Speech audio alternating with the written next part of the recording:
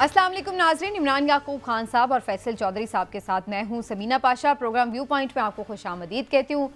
नाज़रीन, आज मुख्तलिफ हलकों में कौमी असम्बली के भी और सूबाई असम्बलियों के भी ज़िमनी इंतखाबात मुनक़िद हुए और इन इंतखाबात में जो अब तक के नताइज आ रहे हैं उसमें हुक्मरान इत्तेहाद वाज़ेह अक्सरियत लेता हुआ नज़र आ रहा है और पाकिस्तान तहरीक इंसाफ या सुन्नी इत्तेहाद काउंसिल कह लें, जो भी बहरहाल उनके जो उम्मीदवार हैं वो शिकस्त खाते हुए नज़र आ रहे हैं। दिलचस्प बात यह है कि हमने सारा दिन आज जो रिपोर्टिंग की उसमें मुख्तलिफ़ किस्म की जो धांधली की हमेशा शिकायत मौसूल होती हैं वो भी मौसूल होती रही और इसके साथ साथ इलेक्शन भी होता रहा और इसके साथ साथ हमने देखा कि बहुत सी बेज़ाब्तगियों की निशानदेही की गई। ख़ास तौर पर गुजरात का जो इलेक्शन था उसके ऊपर काफ़ी अहम सवालात खड़े हुए और इसके साथ हमने ये भी देखा कि वहाँ पर GNN के कैमरामैन को और एक सहाफ़ी और चैनल के एक सहाफ़ी को गिरफ्तार भी कर लिया गया, कवरेज से रोका जा रहा था और अभी भी ये इत्तलात है बहुत सारे इलाकों में कि ROs के ऑफिस जाने के रास्ते बंद कर दिए गए हैं। तो इलेक्शन की शफाफियत पर तो सवालात उठते ही हैं हमेशा ही पाकिस्तान में, लेकिन ये ज़िमनी इलेक्शन क्या अपनी क्रेडिबिलिटी बना रहा है, बना चुका है? और फिर दूसरी सवाल इस पे ये भी उठेगा कि आमतौर पर बाई इलेक्शन में यूँ भी लोगों का बहुत ज़्यादा रुझान देखने का नहीं होता क्योंकि ज़्यादातर उससे कोई हुकूमत साजी में तब्दीली तो आनी नहीं होती, लेकिन इसके बावजूद भी एक बयानिए की जंग ज़रूर होती है। तो आज जो इलेक्शन हुआ है उससे किसके बयानिए को मज़ीद तक़वियत मिली है? PTI के बयानिए को कि पहले भी इलेक्शन धांधली करके चोरी किया गया, या फिर PMLN के बयानिए को जो ये कहती है कि असल में पहले भी जो इनको मुस्तरद किया गया था लोगों ने जेन्युइन किया था और अब भी ये मुस्तरद हुए हैं। तो बहरहाल ये बयानिए की जंग ज़रूर अभी हम चलती हुई देखेंगे, लेकिन अदरवाइज़ इस इलेक्शन के ऊपर थोड़ी आज गुफ्तगू करेंगे सबसे पहले और फिर आगे चलकर प्रोग्राम में ख़ास तौर पर अदालती मामलात से जुड़ी कुछ अहम खबरें हैं जो आपके साथ शेयर भी करेंगे और उसके ऊपर तज्ज़िया भी करेंगे। आप सबको खुशामदीद कहती हूँ। बात करेंगे इमरान साहब से और इमरान साहब को आज मुबारकबाद भी देंगे और उनकी एक कल की पेशन गोई जो है वो काफ़ी तकरीबन 100% ही सच साबित होती नज़र आ रही है, क्योंकि इमरान साहब ने कल ही हमारे प्रोग्राम में ये कह दिया था कि PTI को कोई भी नशस्त नहीं मिलेगी, नहीं जो है वो पंजाब से तो बिल्कुल कोई भी कामयाबी उसके हिस्से में नहीं आएगी। तो उन्होंने एक मीटिंग का भी इस सिलसिले में जिक्र किया था। इमरान साहब, ये जो आज इलेक्शन हुआ है ये उसी मीटिंग की आपको बरक़ात नज़र आ रही हैं या फिर जेन्युइनली आपको लगता है कि इलेक्शन जो है वो दुरुस्त नहीं हुआ और पहले से सेटलमेंट की हुई है इसमें? बिस्मिल्लाहिर्रहमानिर्रहीम। असल बात यह है कि जो मैंने वाकफ़ान आल के उससे जो कल खबर दी थी वो भी ये नहीं थी कि मैंने कहा था कि सारी सीटें नून लीग जीतेगी और PTI कोई सीट नहीं जीतेगी। मैंने कहा था कि पंजाब के 3 बड़ों ने जो इजलास किया है, 3 सबसे बड़े जो उन्होंने इजलास किया और उस इजलास में ये फैसला किया गया कि मुस्लिम लीग नून, मैंने तो एहतियात से कहा आप खुल के आ जाएं, ठीक है। तो ये मैंने कल गुजारिश की थी और आज देखें आज का जो इलेक्शन है ना, इस पे 2-3 चीज़ें हैं जो मेरे ख्याल में ज़रूर डिस्कस होनी चाहिए। पहली बात तो ये कि ज़िमनी इलेक्शन जो होता है वो आम तौर पे जहाँ पे जो भी हुकूमत हमने 75 साल से पाकिस्तान में जितने भी हुए जो इलेक्शन हमने देखे या जिन इलेक्शन के बारे में पढ़ा उनमें यही होता है कि हुकूमत जो होती है वहाँ पे वो ज़िमनी इलेक्शन में उसे एक एज हासिल होता है क्योंकि मशीनरी सारी इंतज़ामिया पुलिस उसके साथ होती है और फिर बहुत सारे जो बासर लोग हैं या इलेक्टेबल्स और इस तरह के ग्रुप्स वो भी हुकूमत के साथ जाने को तरजीह देते हैं। दूसरी बात ये कि आज का जो इलेक्शन है उसको आप इस तनाजुर में भी ज़रूर देखें कि 8 फरवरी को जो इलेक्शन हुआ था उससे ज़्यादा कंट्रोवर्शियल इलेक्शन अभी तक पाकिस्तान की हिस्ट्री में कोई नहीं हुए। तो आज मैं समझता हूँ कि इलेक्शन जो हैं वो शायद आज वाले इलेक्शन भी उस तरह से कंट्रोवर्शियल नहीं है जितने कि 8 फरवरी के इलेक्शन थे। इसमें आज जो अगर हम ख़ास तौर पे मुस्लिम लीग नून पंजाब की बात करें तो मुस्लिम लीग नून और PTI का अगर देखें तो आपको ये भी ज़रूर आज डिस्कस करना पड़ेगा या नज़र आएगा कि पंजाब की हद तक आज PTI का वोटर जो है वो उस तरह से जोश के साथ निकला भी नहीं। 2-3 वजूहात हैं। एक ये भी वजह हो सकती है कि उन्होंने कहा कि हमने वोट डाल दिया था तो कौन सा हमारा कैंडिडेट जीत गया था। दूसरा उन्होंने कहा कि ये ना हो कि वहाँ जाके हमारे साथ कुछ ज्यादती हो, यानी सिस्टम उन्हें मायूस करने में कामयाब हो गया। वही कह रहा हूँ कि एक ये भी पहलू आपको ज़रूर इस पे गौर करना होगा।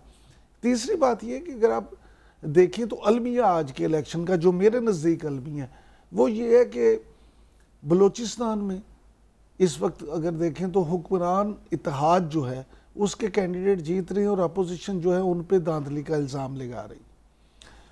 पंजाब में मुस्लिम लीग नून के उम्मीदवार जीत रहे हैं और अपोजिशन उन पे धांधली का इल्ज़ाम लगा रही है। सिंध में पीपल्स पार्टी के उम्मीदवार जीत रहे हैं और बाकी अपोजिशन उन पे धांधली के इल्ज़ाम लगा रही है। केपी में पीटीआई के या सुन्नी इत्तेहाद के उम्मीदवार जीत रहे हैं और वहाँ पे अपोजिशन उन पे मेरे ख्याल एक ही हल्के में शायद कोई जीत रहे हैं, उन पे इल्ज़ाम लगा रहे। अच्छा, फिर तीसरी बात पीटीआई की अगर मैं बात करूँ, मिसाल के तौर पे बाजोर है, पीटीआई ने जो टिकट भी इस दफ़ा दिए, फैसल चौधरी साहब तो खैर पिछले इलेक्शन में भी ये चीखते रहे कि अल्लाह का वास्ता जो सही बंदे टिकट दे दो, लेकिन इस दफ़ा भी बस बाजोर की एक बड़ी क्लासिकल एग्जाम्पल है। जिसको नहीं दिया वो जीत रहा है। रेहान ज़ेब की जो मुबारक ज़ेब, हाँ जी। अब मजे की बात ये, गुलज़फर खान को यहाँ से हाँ जी। अच्छा, मजे की बात ये कि इमरान खान साहब के जो सबसे करीबी साथी थे बाजोर में और वहाँ पे आपको अफजल खान साहब, आपको याद होगा कि वो भी जिन पे इमरान खान साहब ना सिर्फ बहुत भरोसा करते थे बल्कि उनके साथ कई दफा उन्होंने प्रेस कॉन्फ्रेंसेस की, वो भी मुबारक ज़ेब को सपोर्ट कर रहे हैं। यानी वहाँ जो पीटीआई का कारकुन था वो आपस में एक डिवाइडेड था, ठीक हो गया। तो टिकट की तकसीम सही का भी जो मामला है उसका भी एक फर्क पड़ा है। लेकिन ओवरऑल ये आप समझ लें कि end of the day Muslim League Noon जो है वो पंजाब में पीपल्स पार्टी, सिंध में और इसी तरह से बलूचिस्तान में अपोजिशन इत्तेहाद, ये सारे अपनी सीटें जीतने में साहब कामयाब हो गए। चौधरी साहब, जो सवाल मैंने इमरान साहब को मुबारकबाद देते हुए शुरू किया था, वो सवाल मैं आपके साथ अफसोस का इजहार करते हुए इसलिए शुरू कर रही हूँ कि ये अफसोस की बात नहीं है कि फिर से कोई बंद कमरों में मीटिंग हो, फैसला हो और फिर उसका एक अमल दरामद भी हम अगले दिन देख लें एज इट इज़। तो ये तो हमारे इदारों के ऊपर, हमारी जमहूरियत के ऊपर और इस किस्म के जो मामलात है कि जिसमें हम ये सोचते हैं कि आइन और क़ानून पे अमल हो और इतनी शफाफियत हो कि कोई उंगली ना उठा सके, तो हम तो हर दफ़ा आगे जाने के बजाय लगता है कि और पीछे की तरफ चले जाते हैं। तो ये एक अलमिया की बात है या फिर इमरान साहब को आप मुबारकबाद ही देंगे कि उनकी खबर बहरहाल दुरुस्त साबित हुई है? समीना, पहली बात तो ये है कि ये इमरान याकूब खान साहब जो हैं उनको आज के बाद मैं पीरे तरीक़त इमरान याकूब खान कहूँगा। जिस तरह की पेशीन गोई उन्होंने की है उसको अंग्रेजी में प्रोफेसी कहते हैं। अच्छा, कि आपने इतनी एक्यूरेट बात की। बात ये जी कि ये इलेक्शन एक भयानक तसलसल है 8 फरवरी के इलेक्शन का। तो सब मैंने पेशीन गोई नहीं की, मैंने तो खबर नहीं सर, आप पेशीन गोई भी करेंगे। अब आपकी खबर जो है ना वो पेशीन गोई से भी ज्यादा कोई आगे की बात है, हतमी और इतना जो रिजल्ट आ जाए हैं आज तुसी कल कट देते सर। तो इशू ये है कि ये एक भयानक तसलसल है 8 फरवरी के इलेक्शन का, और इस इलेक्शन से आप इस इलेक्शन कमीशन के होते हुए आप क्या तो लगाए बैठे थे। कल ही आप जो रात हमारा ये सेगमेंट हुआ है तो वोटों से तो पीटीआई जो है ना हराई जा सकती है ना हराई गई है, ये नोटों से या वो डाकों से हराई गई है, वो तो सारों के सामने नज़र आ रहा है। देखिए ना, आज भी इंटरनेट मोबाइल बंद, आरओ जो हैं उनके दफ्तरों तक एक्सेस बंद। ये एक्सेस जो है ये इलेक्शन की नहीं, ये जमहूरियत की बंद की गई है, आइन और कानून की बंद की गई है। और ये एक्सेस पे बंदिश लगाई है किसने? उस इदारे ने जो आइन के मुताबिक जो है वो ये ज़िम्मेदारी निभाने में उसने honest, fair and just election कराने हैं। केपी में तो पीटीआई वर्सेस पीटीआई रही है, बाजौड़ में डीआई खान में क्योंकि मौलाना साहब के उम्मीदवार ने बायकॉट कर दिया था तो वो अब तो ईजी विन था। ठीक, लेकिन ये इस बात का फ़र्क पड़ा है कि एक तो यूं भी बाई इलेक्शन में लोगों का रुझान उस तरह का नहीं होता क्योंकि जाहिर है कोई तब्दीली तो उससे नहीं आनी होती आमतौर पर, और दूसरा जो 8 फरवरी को हुआ उसकी वजह से वोटर डिसअपॉइंट भी हुआ किसी हद तक। इस बात से आप इत्तेफाक करते हैं? देखिए, ये तो इसमें कोई दूसरी बात नहीं है कि जो एक निज़ाम है जिस पे लोग एतमाद का इज़हार करते हैं जमहूरी निज़ाम के ऊपर, उसके ऊपर अगर आपने जो बात जिस तरह से उसको डील किया गया, जिस तरह से उसको देखा गया, वो तो काबिल अफसोस है, काबिल मज़म्मत है। जो भी उसको आप कह लें कि इस तरह से आइन और कानून की धज्जियाँ जिस तरह से उड़ाई गई, इतने लीड से जो है लोग वो जीते हुए उनको कन्वर्ट किया गया, तो मेरे ख्याल में आइंदा इलेक्शन जो है वो भी 20-20 हल्कों में ही होगा। वो मैनेज करना ज़रा आसान होता है और उसमें जो है ये काफ़ी सारे जो रॉन्ग डूइंग्स हैं उनके ऊपर जो है वो पर्दा डालना जो है वो आसान होता है। देखिए, जब अपोजिशन को आप कैंपेन ही नहीं करने देंगे, जलसे भी करने नहीं देंगे, उनके बंदे आप अरेस्ट करेंगे। और ये एक आप ये भी नोट कीजिएगा कि ये पंजाब में है पाबंदियाँ ज़्यादा। पंजाब के सियासतदानों के ऊपर जो है वो पाकिस्तान तहरीक इंसाफ से ताल्लुक़ रखने वाले जो लोग हैं उन पे सियासत पे सख्ती है। ऐसी सख्ती आपको बाकी सूबों में नजर नहीं आती। चलिए, आप पंजाब की बात कर रहे हैं, कोई और पार्टी है नहीं है, पंजाब की वज़ीर इत्तलात अज़मा बुखारी साहिबा हमारे साथ मौजूद है, उनसे जानते हैं कि क्या पंजाब में कुछ ज़रूरत से ज़्यादा सख्ती अपोजिशन के लिए। अज़मा बुखारी साहिबा, बहुत शुक्रिया आपके वक्त का। और आज जो इलेक्शन के अभी तक रिजल्ट्स आ रहे हैं उसमें आप लोग आगे बढ़ते हुए नज़र आ रहे हैं, लेकिन दूसरी तरफ बहुत ज़्यादा इस बात के ऊपर भी वावेला किया जा रहा है कि आज का इलेक्शन दुरुस्त नहीं हुआ और बहुत ज़्यादा धांधली भी हुई है। तो आप इस पर क्या रिस्पॉन्ड करेंगी, जो शिकायत हैं? क्योंकि कई जगहों पर तो ये वीडियोस हमने देखी कि खुद प्रिजाइडिंग अफसर भी ये कह रहे हैं कि हाँ, हमारे पास टाइम नहीं था इसलिए पहले से फॉर्म 45 साइन करा लिए, डब्बे भी हमने दिखे कुछ ऐसे जहाँ पे पहले से वोट थे। तो ये शिकायत तो बहरहाल काफ़ी नज़र भी आई। जी बहुत शुक्रिया जी, काफ़ी तो नज़र नहीं आई, हमने भी देखी हैं जो कुछ जगहों के ऊपर। और उसके ऊपर ये सवाल तो जो वावेला मचा रहे हैं उनसे पूछना चाहिए आपको कि उनके पोलिंग एजेंट्स ने भी तो आखिर इसको साइन किया है ना। ये तो बड़े माशाल्लाह समझदार और इनकलाब लाने वाले लोग हैं, इनको सब कुछ पता होता है पहले से। इनके साथ धांधली का रोना भी इन्होंने पहले रोना होता है। आज 45 और 47 फॉर्म की बजाय अब एक नया तमाशा जो है वो क्रिएट किया जा रहा है। और बड़े अजीब व गरीब मजे की बात यह है कि फॉर्म 42 जो है वो जो बैलेट बॉक्सेस के हवाले से होता है उसकी तस्वीर जो है वो पोस्ट करके एक वो प्रोपेगेंडा भी मुख्तलिफ बड़े बड़े सहाफियों की तरफ से किया जा रहा है कि जी वो देखे ना जी पहले साइन हो गए और ये जो है वो पता नहीं क्या क़यामत आ गई। तो इनका तो मुकद्दर में रोना धोना लिखा है बीबी। ये जो है ये 2024 का इलेक्शन बड़ा बुरा हुआ है, लेकिन केपीके के अंदर सब ठीक हुआ है। आपने वो वीडियो तो यकीनन नहीं देखी होगी जिसमें एक छोटा सा 12-13 साल का बच्चा जो है जी देखिए वो भी के भाई खान का बैलेट पेपर के ऊपर जी वो मोरे लगा रहा है और वो जिंदाबाद कह रहा है, बड़ा अच्छा हो गया जी, बड़ा फलाना हो गया। तो ये जो है ये मुनाफकत है, ये डबल स्टैंडर्ड्स है। इलेक्शन जो है वो पंजाब के अंदर जहाँ तक मैं कह सकती हूँ एक आधे वाकया के अलावा जो खास तौर पे हमारे खिलाफ हुआ है, नारोवाल में हमारे एक कारकुन को डंडे मार मार के उसको हलाक कर दिया गया है। और उसके बाद भी अगर ये जो है मजलूमियत का और मासूमियत का रोना रोए तो फिर इनकी सादगी पर कुर्बान ही जाया जा सकता है और क्या किया जा सकता है।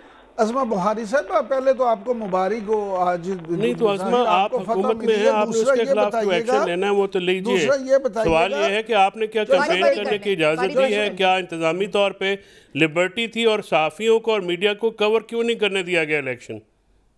जिस तरह के अरेस्ट हुए हैं गुजरात में, सहाफ़ियों को की एक्सेस होनी चाहिए। आप लोग तो खुद जो हैं हमेशा ये बात करते रहे।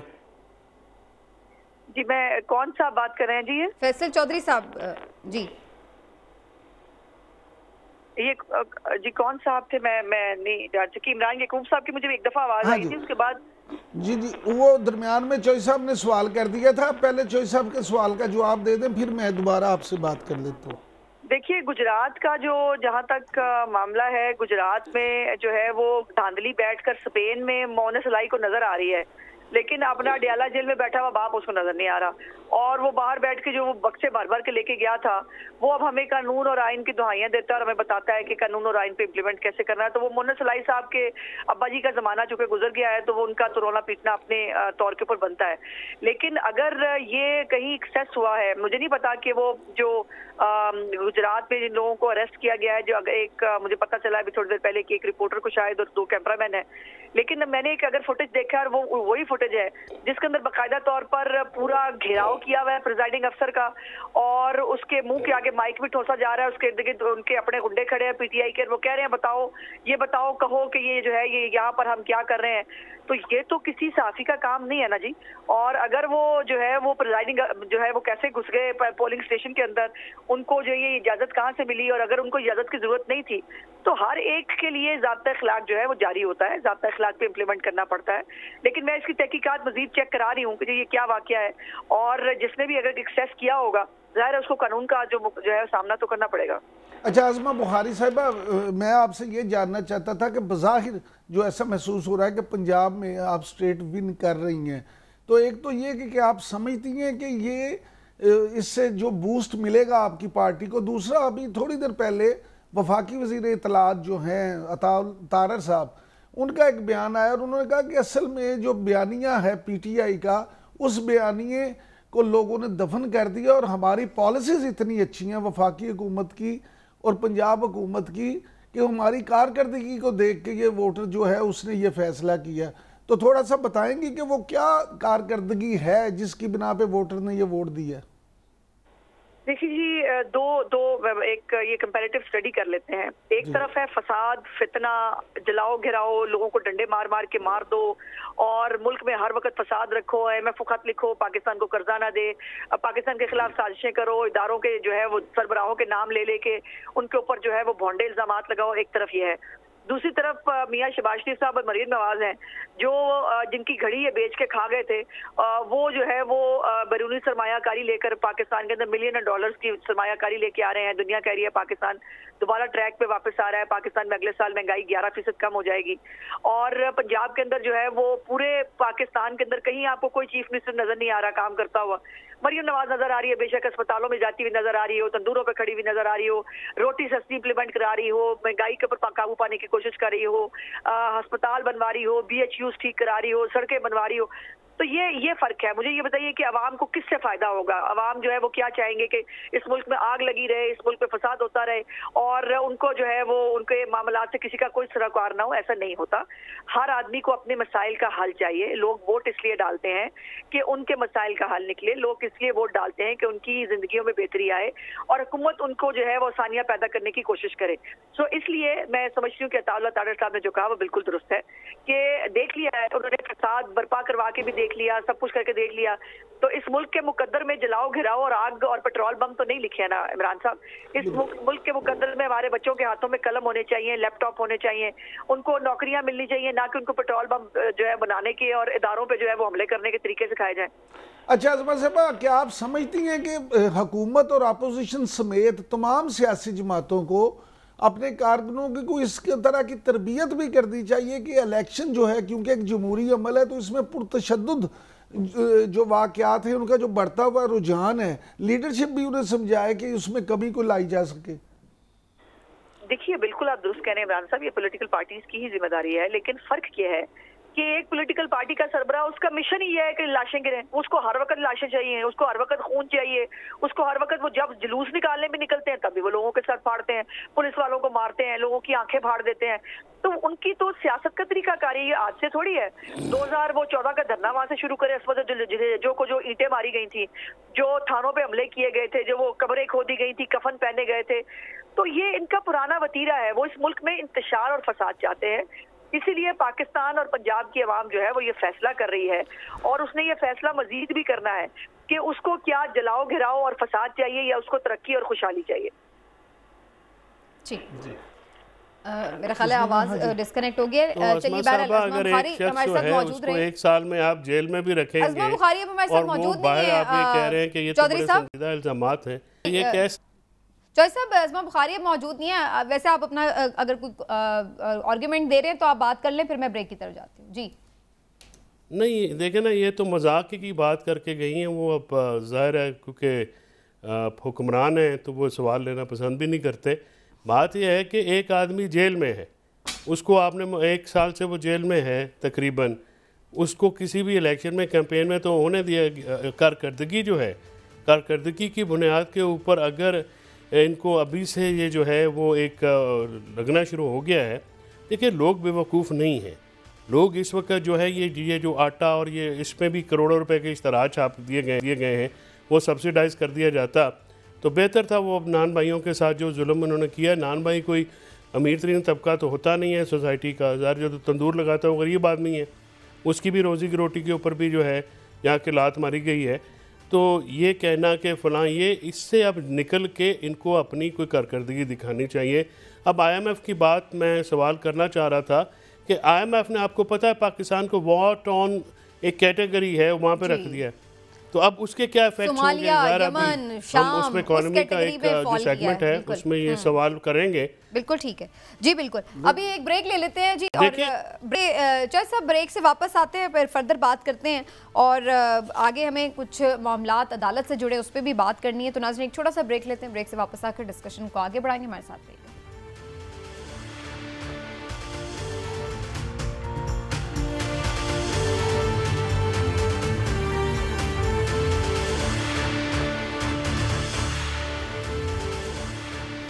वेलकम बैक नाजरीन। 6 जजेस का ख़त सामने आया था, वो भी अपनी जगह बहुत सारी उसमें भी चीज़ें हो रही हैं। लाहौर हाई कोर्ट ने भी एक फुल कोर्ट मीटिंग बुलाई है जिस पर तजावीज़ तैयार की जाएंगी। इस्लामाबाद हाई कोर्ट इस सिलसिले में क्यों फुल कोर्ट मीटिंग नहीं बुला रही है, जबकि मेन कंसर्न तो उनकी तरफ से, उनके जजेस की तरफ से उठाया गया था। ये सवालात अपनी जगह मौजूद हैं, और दूसरी तरफ हम ये भी देख रहे हैं कि एक नई कानून साजी भी की जा रही है, और इसके तहत एक बिल जो तैयार किया गया उसकी कैबिनेट से तो मंजूरी भी हो चुकी है, जिसमें 65 साल की जो उम्र की हद थी उसको ख़त्म कर दिया गया है सरकारी मुलाजमत के लिए। और उसके बाद बहुत से लोगों का ये ख्याल है, ख़ुद PTI की तरफ से भी ये वाज़े तौर पर प्रेस कॉन्फ्रेंस में कहा गया है कि ये बेसिकली जो मौजूदा चीफ जस्टिस साहब हैं उनकी मुद्दत मुलाजमत में तोसी करना मकसूद है। और इसके साथ साथ अब इसके ऊपर रद्द अमल भी आना शुरू हो गया। मुख्तलिफ जो लीगल कम्यूनिटी है उसकी जानिब से भी ज़ाहिर तशवीश किया जा रहा है, और हर कोई इसके ऊपर अपना वर्जन दे रहा है। तो क्या वाकई ऐसा कुछ होने जा रहा है, और इसके लिए क्या मज़ीद इम्कानात हैं, इस पर बात करना बड़ा ज़रूरी है। इस वक्त इस सेगमेंट में हमें ख़ास तौर पर ज्वाइन कर रहे हैं सीनियर कोर्ट रिपोर्टर हसनात मलिक साहब। बड़ी गहरी गिरफ्त रखते हैं अदालती उमूर के हवाले से, और इंफॉर्मेशन भी अंदर की होती है इनके पास, तो इनसे ज़रा आज हम फ़ायदा उठाने की कोशिश करेंगे। मलिक साहब बहुत शुक्रिया, अस्सलाम वालेकुम। जी वालेकुम सलाम। मलिक साहब, पहले तो ये जो 65 साल की हद का खात्मा किया जा रहा है, ये इसको जोड़ा जा रहा है इस बात से कि मौजूदा चीफ जस्टिस साहब को तोसी दी जा रही है मुद्दत मुलाजमत में, इसलिए ये कानून साजी की जा रही है। आपको क्या वाइब्स आती हैं इस कानून साजी को देखकर? क्या वाकई ऐसे कुछ र्यूमर्स हैं कोर्ट की राहदारियों में कि ऐसा कुछ होने जा रहा है? जी बिल्कुल, इस हवाले से इतलात हैं, और जो वकला बार में जो हुकूमत के बड़े करीब हैं वो भी इस चीज़ को कंफर्म कर रहे हैं कि ये कंसिडरेशन इस हवाले से बड़ी संजीदगी से इस मामले को देखा जा रहा है। लेकिन अब इसमें देखना है कि मुख्तलिफ किस्म की प्रपोजल हैं। एक ये प्रपोजल है कि सुप्रीम कोर्ट के सारे जजेस की रिटायरमेंट एज 68 साल कर दी जाए। दूसरा ये है कि चीफ जस्टिस का जो ओहदा है वो उसकी टिनोर जो है वो 3 साल कर दिया जाए। और इसके अलावा जो हम देख रहे हैं कि इसमें जो एक पर्पज तो जो मौजूदा चीफ जस्टिस काजी फाइसा हैं वो भी जो, क्योंकि वो 6 महीने जिस तरीके से उन्होंने सुप्रीम कोर्ट और अदलिया में निज़ाम चलाया, उससे मौजूदा हुकूमत और मुख्तदर हल्के उनको कोई किसी किस्म की परेशानी नहीं है। अनलाइक के जब उमर अता बंदियाल साहब थे तो उस वक्त जो है वो हमेशा वो भी कुछ नहीं कर सके, लेकिन वो कुछ एफर्ट करते थे। तो जो जिस तरह जस्टिस काजी फैसल साहब 6 महीने उन्होंने चलाया सुप्रीम कोर्ट को, इसी तरह ये ख्याल किया जा रहा है कि कंटिन्यूटी रहनी चाहिए। तो मलिक साहब, इस हवाले से कोई रद्द-ए-अमल उधर से भी सामने आ रहा है कि वो भी कुछ इंटरेस्टेड हैं अगर कोई ऐसी तौसीम मिलती है? क्योंकि अभी तक कोई इसकी तरदीद या तस्दीक या कोई ख्वाहिश, किसी किस्म का कोई रिस्पॉन्स नहीं उनकी तरफ से देखा गया। मेरा ख्याल है कि वो उनको भी कोई ऑब्जेक्शन नहीं होगा। अभी तक कोई इस पे नहीं है कि उनकी तरफ से भाई नहीं है वो रजामंद, ऐसी कोई इतला नहीं है। अच्छा हसनात मलिक साहब, मुझे ये बताइएगा कि जो वफाकी वज़ीर इत्तलात हैं अता तारड़ साहब, उन्होंने तो बड़ी सख्ती से इसकी तरदीद की है कि जी नहीं, उनको चीफ जस्टिस की मुद्दत मुलाजमत में कोई तोसीन नहीं की जा रही। और दूसरी बात ये कि जो लोग ये कह रहे हैं कि ऐसा किया जा रहा है, उनका ये भी मानना है कि शायद ये उम्र की हद में इजाफा जस्टिस उमर अताब बंदयाल साहब की तरफ झुकाव रखने वाले या उनके जो ग्रुप के जज साहिबान थे उनको चीफ जस्टिस की कुर्सी से तक पहुंचने से रोकने के लिए किया जा रहा है। तो ये जरा दोनों चीजें आप बताएंगे। बिल्कुल, इसके ऑब्जेक्टिव दो ही हैं। एक तो मौजूदा चीफ जस्टिस काजी फैसला ताकि मजीद 2 साल वो चलाएं, और जो 3 जजेस हैं जिन्होंने चीफ जस्टिस बनना है, जो उमर अताब बंदयाल साहब के करीब थे, जैसे मुनीब अख्तर, जैसे शाहिद वहीद और जैसे आयशा मलिक, तो वो इससे इफेक्ट होंगे अगर ये टेनोर बेस्ड यानी अपॉइंटमेंट कर दी जाती है। चीफ जस्टिस का टेनोर 3 साल कर दिया जाता है। तो ये 2 ऑब्जेक्टिव हैं, लेकिन बगैर ये भी लग रहा है कि हुकूमत में भी 2 आरा पाई जा रही हैं। एक तबका जो है वो हुकूमत में और भी वो इस मामले को देख रहा है कि क्या हमें चीफ जस्टिस को इतना लंबा टेन्योर देना भी चाहिए या नहीं। अगर मामलात पीटीआई के और हुकूमत मुख्तदर हलकों के ठीक होते हैं तो फिर लेकिन मलिक साहब एक और भी तजवीज़ जो है वो भी बड़ी अजीब सी है, जिसपे सब मेरा ख्याल है आप लोगों की मैं राय लूँगी। एक तो ये बात भी की जा रही है कि जिस तरह से आर्मी चीफ की अपॉइंटमेंट होती है और एक सीनियरिटी लिस्ट आती है और उसमें से फिर कोई भी वज़ीर आज़म की सवाबदीद होती है कि वो किसी को भी बना सकते हैं, जैसे मोस्ट सीनियर वाला जो रूल है वो अप्लाई नहीं होता। तो यहाँ पर भी ऐसी कोई तजवीज़ सामने आई है कि जहाँ पर कोई भी 3 जो मोस्ट सीनियर जजेस हैं उनमें से किसी को भी पिक एंड चूज़ की बुनियाद पर वज़ीर आज़म बना दिया करें ये चीफ जस्टिस ऑफ पाकिस्तान। ये तजवीज़ भी इसमें शामिल है जो बिल मुजवज़ा जिसकी बात हो रही? नहीं, मेरा नहीं ख्याल इस हवाले से हो। हाई कोर्ट के हवाले से है कि हाई कोर्ट के चीफ जस्टिस बनाने के लिए ये है कि जी जुडिशल कमीशन सीनियर मोस्ट 5 जजेस जो हैं उनको कंसिडर करे और उसमें देखे कि कौन जो वो चीफ जस्टिस के लिए जो वो जिन्हें फिट है। लेकिन ये जो चीफ जस्टिस ऑफ पाकिस्तान के लिए अभी तक इसके लिए तो फिर कॉन्स्टिट्यूशन अमेंडमेंट जो करनी होगी, जाहिर बात है इसमें तो रूल नहीं अमेंड करने होंगे। तो कॉन्स्टिट्यूशन अमेंडमेंट का तो फिलहाल यही बताया जा रहा है कि टेन्योर 3 साल कर दिया जाएगा। लेकिन ये भी जो है मामला के एक हुकूमत में तकसीम है, 2 आरा हैं, तो अब देखते हैं कि क्या होता है। अगर मामला तो मलिक साहब ये बताइएगा कि ये जो तजवीज़ है चीफ जस्टिस पाकिस्तान की सिर्फ पर्सन स्पेसिफिक है, जैसे पहले जो प्रैक्टिस एंड प्रोसीजर बिल आया गया वो भी सुप्रीम कोर्ट की हद तक आया है कि बेंचेस की फॉर्मेशन तो हाई कोर्ट्स में भी होती है, तो ये एक क्या किसी स्पेसिफिक पर्सन को रख के, स्पेसिफिक इदारे को सामने रख के ये सारी लेजिस्लेशन माजी में भी क्योंकि यही लोग थे तो इन्होंने की है, और इसमें जो पाकिस्तान बार कौंसिल की तरफ से भी एक रेजिस्टेंस का एलिमेंट आया है, और मेरी भी मुलाकातें हुई हैं हुकूमती इत्तेहाद के कुछ अहम लोगों से, तो वो मैं आपकी ये राय बिल्कुल शेयर करता हूँ कि वहाँ पे 2 आरा ज़रूर हैं और जो एक्सटेंशन को लेके काफ़ी शकूक व शुबात हैं जो इत्तेहादी पार्टियाँ हैं उनके अजहान में। तो ये एक जो सिर्फ सुप्रीम कोर्ट तक मामला क्यों महदूद है, अगर ये क्योंकि इससे ज़ाहिर है बाकी फिर जजेस इफेक्ट होंगे तो फिर मामलात क्या हुकूमत संभाल पाएगी? जी बिल्कुल, ये वैसे है मामला कि अदलिया में इस मामले में तकसीम है, बल्कि मेजॉरिटी जजेस इस मामले में कंसर्न है, जो इतलात आ रही हैं और उसका इफेक्ट हुकूमत को नजर आएगा। और ये हुकूमत सिर्फ अगर समझ रही है कि एक चीज जैसे ये एक इंडिविजुअल को खुश करके वो पूरी अदलिया को खुश कर लेंगे, ये बड़ा मुश्किल हो जाएगा ये। लेकिन क्योंकि एक हार्ड लाइनर जो ग्रुप है हुकूमत में जो समझता है कि पीटीआई को टफ टाइम दिया जाए, उनकी समझ में ये है कि मौजूदा चीफ जस्टिस काजी फैसला का रहना बड़ा जरूरी है। तो अगर वो देखना है कि अब क्या चीफ जस्टिस काजी फैसला का ही टेन्योर बढ़ाया जाए, लेकिन अगर अदलिया में जिस तरीके से तकसीम आ जाती है या जिस तरह supreme court practice and procedure act के तहत कमेटी केस फिक्स करती है और कमेटी में 3 जजेस होते हैं और वो 3 में से अगर चीफ जस्टिस की जो राय है उसको 2 डिसेंट करते हैं और वो अपनी ओपिनियन देते हैं कि जी ये बेंच बनना है, ये केस लगना है, ये नहीं लगना, तो फिर तो मेरा ख्याल है कि कोई फायदा भी नहीं होगा। Supreme court practice and procedure act के बाद तो चीफ जस्टिस का रोल है अभी तक भी, अगर प्रैक्टिकली देखें तो वही सारी चीजें चलाते हैं, लेकिन थोड़ा बहुत इफेक्ट तो आया है उसके उनके इख्तियारात के हवाले से। साहब इसका तो मतलब ये है कि जो चीज़ पॉलिटिकली अचीव नहीं की जा सकी, यानी पीटीआई को तोड़ा नहीं जा सका, उसकी पॉपुलैरिटी कम नहीं की गई, तो उस पर जो एक जुडिशल जो है वो तरीक़ेकार है उसकी आपके जुडिशल इंजीनियरिंग, जिसे पहले पॉलिटिकल इंजीनियरिंग होती थी, जुडिशल इंजीनियरिंग का सोचा जा रहा है, तो क्या इस मामले के ऊपर आपके ख्याल में सुप्रीम कोर्ट में कंसर्न नहीं होना चाहिए और वहाँ से कोई तस्दीक या तरदीद फौरी आनी चाहिए? क्योंकि ये तो एक बहुत बड़ा जो मामला है जिसकी तरफ आपने इशारा किया है, तो सुप्रीम कोर्ट जो है वो आए रोज़ हम देखते हैं कि वो निकालती हैं प्रेस रिलीजेस और उसमें काफ़ी चीज़ें जो हैं वो शकूक व शुबात को दूर करते हैं। तो इस मामले पे आपका क्या ख्याल है कि क्यों अभी तक सुप्रीम कोर्ट खामोश है? जी बिल्कुल, ये नजर आ रहा है कि खामोशी है और कुछ इतलात थी कि कोई प्रेस स्टेटमेंट तैयार हो रही है, फिर खामोशी हो गई।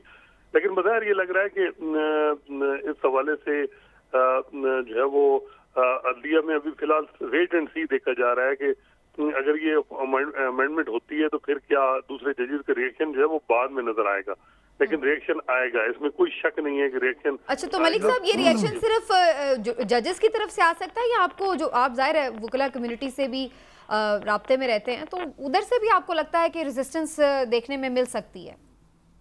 जो जजेस का खत है उस मामले पे भी मलिक साहब जरा बताइएगा कि क्या हो रहा है, जो जजेस का 6 में नेक्स्ट वो लगने वाला है। अच्छा मलिक साहब मेरा भी एक करके सवाल का जवाब ले लेते हैं, मैं फिर आपकी तरफ आती हूँ। जी पहले मलिक साहब जल्दी से इनका बता दें दोनों सवालों। देखिए बार जो है वो इस वक्त अगर देखें सुपीरियर बार, दोनों पाकिस्तान बार कौंसिल और सुप्रीम कोर्ट बार, वहाँ जो ग्रुप इस वक्त मेजॉरिटी में है वो प्रो गवर्नमेंट ग्रुप है और वो चीफ जस्टिस काजी फैसला के साथ हर मामले में खड़े हैं।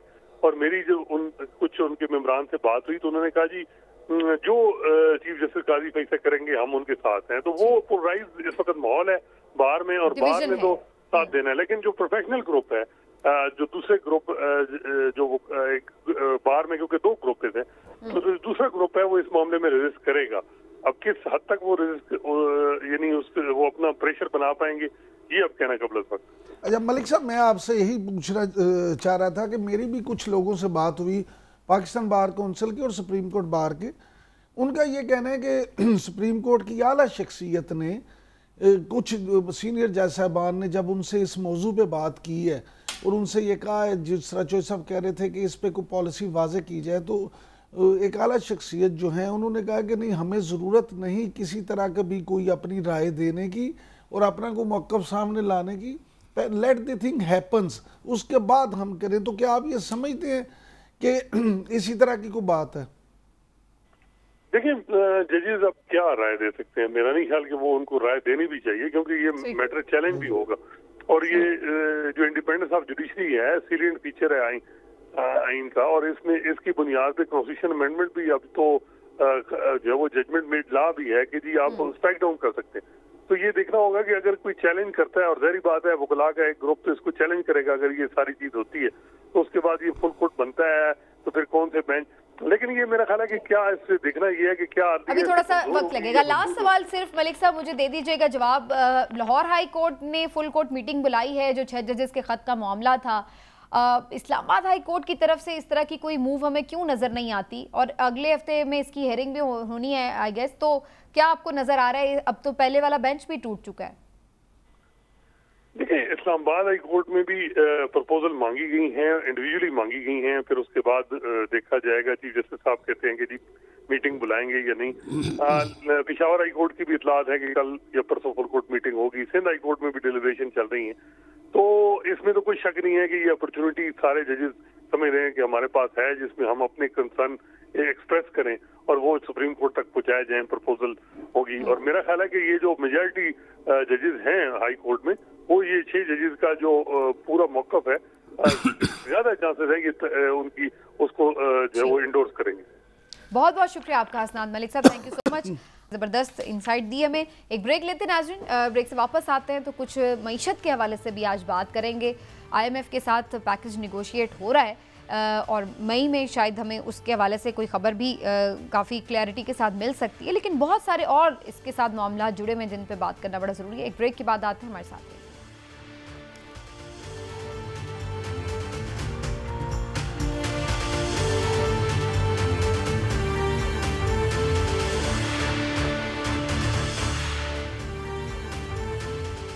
जी वेलकम बैक नाजरीन। और मईशत पर ख़ास तौर पर इस सेगमेंट में बात करेंगे। IMF का जो वफ्द है वो मई में पाकिस्तान आएगा और एक नया मुआहदा पाकिस्तान का एक्सपेक्टेड है कि वस्ते जुलाई तक हो जाएगा, वज़ीर ख़जाना कहते हैं। लेकिन उसके बाद क्या सूरत हाल में बेहतरी आना शुरू होगी या अभी हमें बहुत मज़ीद कुछ करना होगा, इस पर भी बात करेंगे। कुछ और मईशत से जुड़े सवालात हैं, महंगाई है, तरसीलात ज़र में कमी नज़र आ रही है, इसकी क्या वजूहात है। कुछ लोग ये बात कर रहे हैं कि डॉलर रेट फिर से हाई होने जाएगा, इसमें कितनी सदाकत है, इन सब चीज़ों पे बात करेंगे। डॉक्टर आबिद क़य्यूम सुलैरी साहब माहिर मईशत हमारे साथ इस वक्त मौजूद हैं। डॉक्टर साहब बहुत शुक्रिया आपके वक्त का। सर यहीं से बात का आगाज़ कर लेते हैं। IMF हमें नया पैकेज ज़ाहिर लग रहा है कि दे देगा और उसके बाद मामलात आगे चल सकेंगे, तो कितनी आपकी हाई एक्सपेक्टेशंस हैं कि उससे पाकिस्तान की मईशत के जो फौरी प्रॉब्लम्स हैं वो दूर हो सकेंगे? देखिए IMF जो है वो हमें पैसे तो दे सकता है, वो हमारे जो रूट कॉज है इकोनॉमी की प्रॉब्लम के वो हल नहीं कर सकता हमारी जगह, उसको हम ही ने दुरुस्त करना है। और अगर हम ये दुरुस्त कर लेते हैं तो आप देखेंगे कि बदरजा उत्तम इकॉनमी जो है वो बेहतरी की तरफ जाना शुरू हो जाएगी। अगर हमने इस दफ़ा भी कोताही की और IMF के साथ कमिटमेंट करने के बावजूद वो चीज़ें जो हैं उन पे हमने अमल ना किया जो कर रहे होंगे, तो फिर खुदा न खास्ता एक प्रॉब्लम जो है वो क्रिएट होगी। और मुझे लेकिन लग ये रहा है कि इस वक्त हुकूमत थोड़ी सी संजीदा है, चूँकि पिछला जो जून था उसमें हम ऑलरेडी देख चुके हैं तकरीबन डिफ़ॉल्ट के दाने पे हम पहुँच चुके थे, जबकि उस वक्त PDM में मौजूदा वज़ीर आज़म उस वक्त भी वज़ीर आज़म थे और उनको डायरेक्ट जो थी IMF की मैनेजिंग डायरेक्टर से बातचीत करना पड़ी और एक स्टैंड बाय एग्रीमेंट जो है वो निगोशिएट करना पड़ा। तो अब आपके पास कोई वे आउट नहीं है। लेकिन डॉक्टर साहब ये जो मौजूदा वज़ीर ख़जाना है उनकी अब तक की कारकर्दगी को आप कैसे देखते हैं? बज़ाहिर तो अभी तक उन्होंने कोई भी मईशत का प्लान तो हमारे सामने उस तरह से नहीं रखा कि मईशत को बेहतर करने के लिए स्ट्रैटेजी क्या है उनके पास। देखिए ये भी एक आर्गूमेंट दिया जा सकता है कि जो सेनेट इलेक्शंस जो है थे उनके बाद अभी वर्चुअली हुकूमत जो है प्रैक्टिकली अभी वो काम करना उसने शुरू किया है, तो हुकूमत साजी का अमल जो है वो अभी कंप्लीट हुआ। जो मौजूदा वज़ीर ख़जाना है शायद उनसे ये तवक्को रखी जा सकती है कि चूँकि वो एक सियासी फ़र्द नहीं, उनका कोई अमली सियासत से कोई वास्ता नहीं, तो हो सकता है कि बहुत से वो जो डिसीजंस हैं जो कि कोई भी एक प्रैक्टिकल पॉलिटिशियन लेने से गुरेज कर रहे होते हैं कि उनकी जमात जो है उसको नुकसान ना पहुंचे, तो लग ये रहा है कि मौजूदा वज़ीर ख़जाना जो है वो उस किस्म की किसी हिचकिचाहट का जो है मुजाहरा नहीं करेंगे। और कुछ पाकिस्तान के chronic issues like state owned enterprises जो थी खसारे में चलने वाली, या जो टैक्स नेट को बढ़ाना है, या जो कैपेसिटी पेमेंट चार्जेस जो हैं उसके इशू को एड्रेस करना, तो उस तरह के कुछ फैसले जो है वो लग रहा है कि औरंगजेब साहब जो है वो निस्बतन आसानी से कर पाएंगे, चूँकि उनको किसी कॉन्स्टिट्यूंसी में जाके अपनी सीट डिफेंड नहीं करनी है। और यही शायद एक उनका प्लस पॉइंट जो है कि डॉक्टर साहब ये भी कहा जा रहा है कि जो IMF से पैसे मिलेंगे उससे तो हम बस कर्जे और सूद वगैरह की अदायगियाँ यही कुछ करेंगे, तो फिर मईशत बाकी ओवरऑल जो मईशत में कोई बेहतरी लानी है या कुछ हमने उसको चलाना है मामलात को, वो किस तरह से हो पाएगा अगर वो पैसे सिर्फ हमारे कर्जों की नजर ही हो जाएंगे? देखिए गिलास आधा भरा हुआ है, आप इसको यूं भी देख सकते हैं कि अगर ये कर्जे IMF का ना मिले तो हम दिवालिया हो जाएंगे। जब हम दिवालिया हो जाएंगे तो फिर आपके मामलात कैसे चलेंगे? तो कम से कम IMF की सिक्योरिटी और गारंटी की वजह से मुल्क जो है वो दिवालिया नहीं हो रहा होगा। अगर उसकी क्रेडिट रेटिंग बेहतर रहती है, अगर जो करेंसी एक्सचेंज रेट है वो एक रेंज बाउंड रहता है और बिजनेस जो है एज यूजुअल वो नॉर्मलाइज होने की तरफ आता है, तो जाहिर है कि यहाँ पे इन्वेस्टर का जो कॉन्फिडेंस है वो भी बहाल होना शुरू होगा। जो हमने देखा था पिछले साल डेढ़ साल में जो कैपिटल फ्लाइट हमने देखी, बहुत से जो हज़ार के जो पहले सरवत थे जो कि इस वजह से अपने डॉलर्स यहाँ से बाहर निकालना शुरू कर दिए उन्होंने कि खुदा न खास्ता ये मुल्क दिवालिया हो जाएगा या पता नहीं जो यहाँ पे फॉरेन एक्सचेंज अकाउंट है वो कहीं पे जब्त ना हो जाए। तो उन्होंने ढेर सारा यहाँ से अपना लिक्विडिटी जो थी यहाँ से बाहर निकाल ली। तो कम से कम वो चीज़ें अगर नहीं होंगी तो आप देखेंगे कि आहिस्ता आहिस्ता इकॉनमी जो है वो बेहतरी की तरफ जाना शुरू कर देगी। और IMF की जो अभी ग्लोबल इकोनॉमिक आउटलुक है वो 2025 की जो शरह नमू है पाकिस्तान की वो 3.5% की वो नवीस सुना रहे हैं, जो कि इस साल तकरीबन 2% रहने की तवक्को है। पिछले साल वो -0.6% थी, और अगर 2025 में वो 3.5 को टच कर जाती है तो ये मेरा ख्याल है कि एक काफ़ी बड़ी अचीवमेंट होगी उस मईशत के लिए जो कि डिफॉल्ट के धाने पे खड़ी थी चंद माह पहले। लेकिन ये फरमाइएगा कि आप सुलैरी साहब ये फरमाइएगा कि ये जो दूसरा बात मैं आपसे ये भी काइंडली बताइएगा, जो एक कैटेगरी IMF ने वॉर टोन जो है कंट्रीज़ की बनाई है और पाकिस्तान को इसमें रखा है, उसका क्या इफेक्ट होगा? और साथ में मेरा तीसरा छोटा सा सवाल ये है कि पाकिस्तानी जो है इस वक्त जो इंटरनेशनल जो लिस्ट भी आई है, एक तो दुबई में और दूसरा सेंट्रल एशिया में, बहुत ज़्यादा इन्वेस्टर जो है वो वहाँ पे चला गया है, तो क्या वो वापस आएगा? क्या IMF इतना अट्रैक्टिव पैकेज जो है पाकिस्तान के लिए कोई दे पाएगा कि जिससे ये इन्वेस्टमेंट्स वापस आ सकें? देखिए, जैसा मैंने कहा कि जो कैपिटल फ्लाइट है जब एक दफ़ा होता है तो शायद उसका आना उतना आसान नहीं होता। जाहिर है कि जिन ममालिक में इन्वेस्टमेंट अगर यहाँ से बाहर हो गई है पाकिस्तानियों की, तो फौरी तौर पे तो अपनी इन्वेस्टमेंट वाइंड अप करके वो पाकिस्तान वापस नहीं लेके आ रहे होंगे। शायद उसमें से कुछ ले भी आए, लेकिन आपके सवाल का जवाब यही है कि शायद जो बहुत सी इन्वेस्टमेंट पाकिस्तान से चली गई है वो फ़ौरन वापस ना आए जब तक यहाँ पे कोई ल्यूक्रेटिव इन्वेस्ट जो प्रॉफिट मेकिंग के चांसेस उनको नज़र ना आ रहे हो। पूरी दुनिया में इन्वेस्टर जो है वहीं पे इन्वेस्ट करते हैं जहाँ पे उन्हें फौरी तौर पे प्रॉफिट नज़र आता है। पाकिस्तान के केस में शायद फौरी तौर पे ऐसा नहीं हो रहा होगा, तो वो लोग तो शायद ना आए, लेकिन जो आपके फॉरेन इन्वेस्टर है उनको कम से कम यहाँ पे कुछ सेक्टर्स में प्रॉफिट नज़र आ रहा होगा। जैसे कि अगर हम मादनियात की बात करते हैं जो सऊदी इन्वेस्टमेंट रिकॉर्डिंग में करना चाह रहे हैं, या अगर हम SOEs की प्राइवेटाइजेशन की बात कर रहे हैं, तो जाहिर है कि एयरपोर्ट्स के लिए या PIA के लिए या स्टील मिल के लिए वही एक स्पेशलाइज किस्म के इन्वेस्टर आपके पास आएंगे जिनको के इन सेक्टर्स में ये बड़ी इंपॉर्टेंट पॉइंट था जो IMF वालों ने उठाया कि जो उन्होंने जिस कैटेगरी में पाकिस्तान को रखा है इसका क्या इम्पैक्ट होगा डॉक्टर साहब?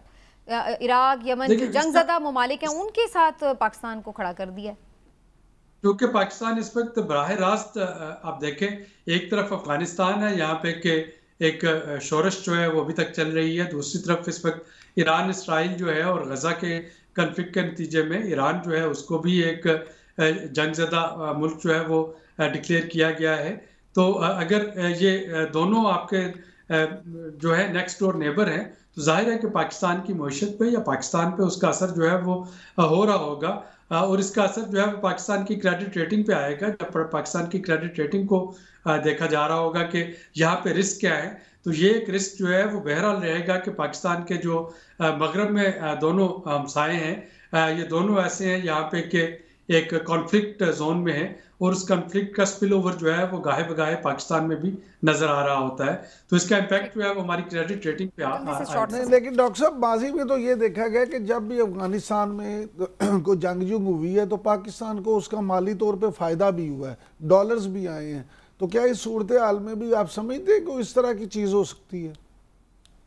देखिए, इस वक्त आप देखिए जो Saudi diplomacy, American diplomacy, Iranian diplomacy, तो जाहिर है कि पाकिस्तान एक इस वक्त दोबारा से जियो स्ट्रेटेजिकली इंपॉर्टेंट कंट्री बन गया है कि कम से कम वो इस्लामिक ब्लॉक में नेगोशिएशन जो है वो जारी रखवा सकता है। पाकिस्तान के सऊदीया के साथ भी अच्छे ताल्लुकात हैं, ईरान के साथ भी अच्छे ताल्लुकात हैं, UAE के साथ भी। तो ये जो मिडल ईस्ट में जो कॉन्फ्लिक्ट है, अगर पाकिस्तान उसको रोक नहीं सकता तो कम से कम उसको कंटेन करने की पोजीशन में बहरहाल है कि ये जो रिटेलिएशन हो रही होगी दोनों जानिब से, तो उसका जाहिर है हमारी मईशत पे भी कुछ ना कुछ इफेक्ट नजर आएगा। डॉक्टर साहब, आपने ज्वाइन किया आज के प्रोग्राम में, आपका बहुत बहुत शुक्रिया। प्रोग्राम का वक्त नाज़रीन खत्म हो गया, आज के लिए इतना ही, फिर आपसे मुलाकात होगी, अपना ख्याल रखिए, अल्लाह हाफ़िज़।